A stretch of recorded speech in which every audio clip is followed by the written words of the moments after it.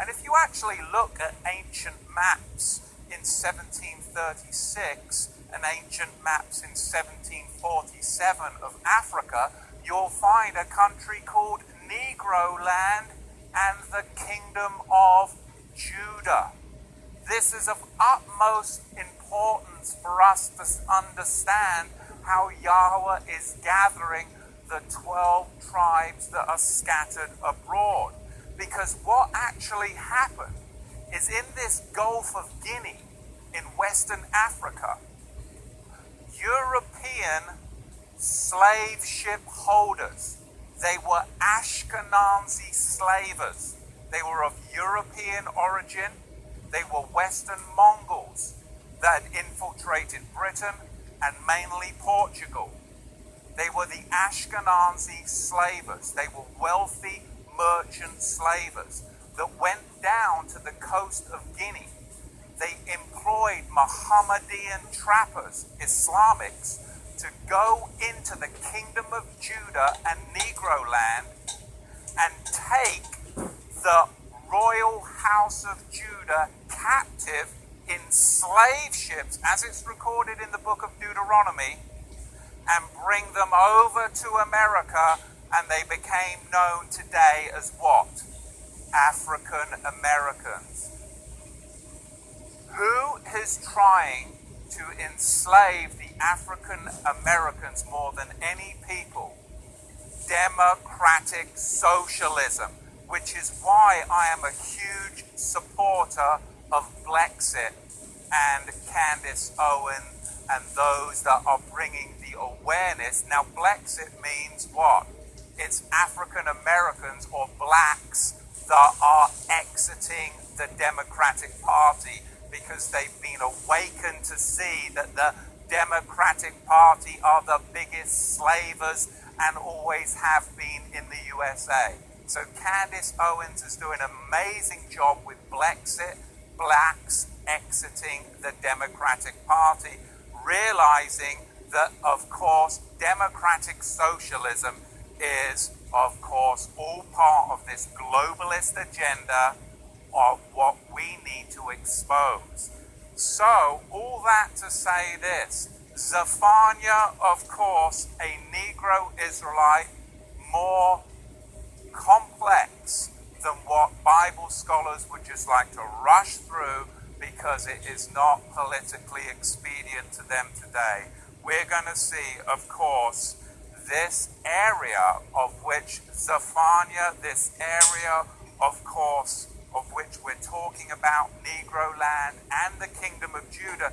If you were to look at an African map today, the Kingdom of Judah, right on the Gulf of Guinea, appears today in the present day Republic of Benin and the nation of Togo. So if you look on a map today at the nation of Togo and the present Republic of Benin, that is where the Kingdom of Judah and Negro land was. So this is very important to our history as Israel. And many will go, well, you can't say the word Negro. I find that so offensive. I just think that that's culturally insensitive, Matthew. I'm talking biblical anthropology. Grow up, snowflake. You are not special. You are not beautiful. You are not a unique snowflake. You are the same decaying organic matter as everything else. Give me a break. People today are whitewashed walls, are they not? Literally snowflakes. Cush is one of the sons of Ham, who is the son of Noah. Now Cush, therefore, is Noah's grandson.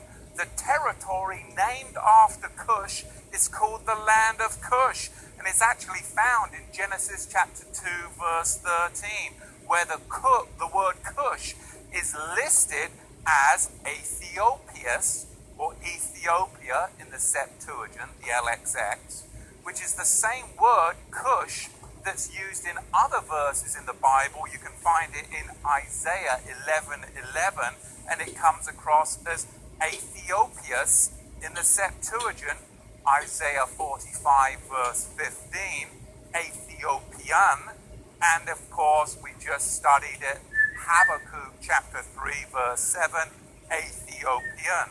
So what we're talking about here is Negro as an anthropological biblical term, because I want to expose democratic socialism and slavery as it was then, so it is today, which is why I'm a big supporter of Candace Owens in Brexit.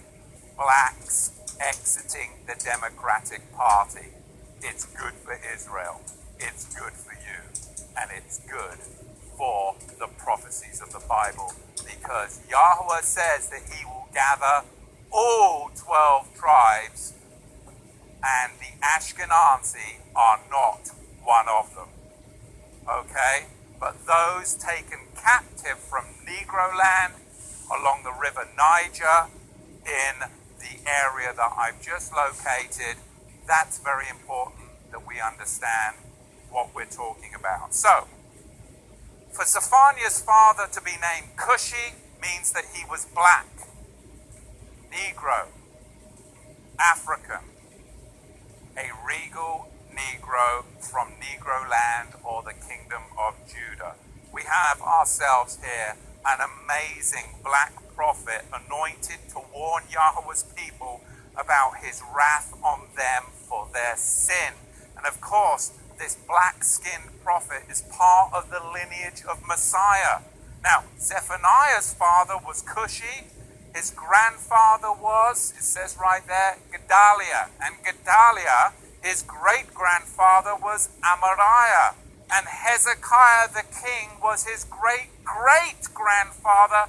So the dark-skinned Negro trait is woven into what? Into the genealogy, because Hezekiah is one of the kings in the genealogy of Yahusha in Matthew chapter 1.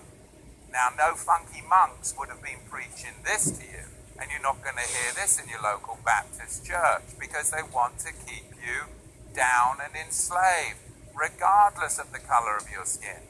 But Yahawah says that we are Joseph's coat, a multicolored ethnic group that is being taken out of the nations, regardless, because the ones that want to enslave us are not particularly caring what color our skin is. They are the globalists, and they are Ashkenazi slavers in their origin, and they will employ the Mohammedan to do their dirty work, just as they did in the 1700s they are doing today. Which is why it is so important when you get blacks raising up like Candace Owens, waking up and making a stand, and why Brexit is so important in this country. So important. Anyway, let's continue on. We have the regal Negro connection to the house of Judah and Yahusha himself. Now, we know King Hezekiah had more interaction with Africa than any other king of Judah. Hezekiah married an African woman who then gave birth to Zedekiah's grandfather. So, to find a Negro as one of the minor prophets and of regal status means that black Africans have contributed what?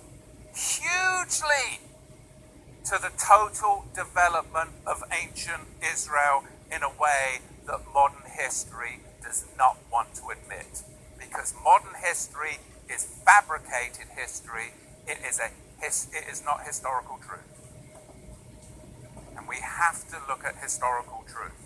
So democratic socialists are enemies of Israel, always have been, always will be, the biggest slavers, of course.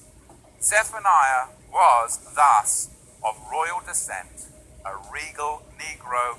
He lived in Jerusalem, since he describes Jerusalem in quite some detail, as we'll see in this opening chapter. This prophetic book, of course, bears his name. He mentions the fish gate, and the second quarter in verse 10 of chapter 1. So the prophetic mantle that is upon this prophet spanned the reign of King Josiah in 640 to 609 before the Common Era. This is the last voice of a prophet. Think about it. The last voice of a prophet that Israel had heard was the voice of the prophet Isaiah in 701 before this guy came along. So they were really ready to hear some prophetic news. It just so happened that it wasn't feel-good news. And you and I, we need to hear some prophetic news. And it's not necessarily going to make you feel all warm and cozy, but that's not my job. That's not the job of the words of Yahawah. The job of the words of Yahawah are to wake you up, backslider.